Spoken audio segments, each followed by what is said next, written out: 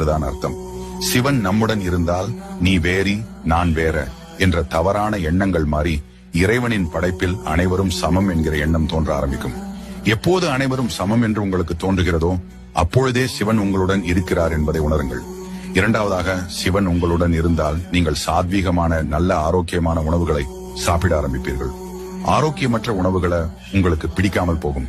இந்த அறிகுறி தோன்றினாலும் சிவன் உங்களுடன் இருக்கிறார். மூன்றாவதாக, சிவன் நம்முடன் இருந்தால் திடீரென இலை அல்லது விபூதியின் வாசம் அடிக்கடி வரும்.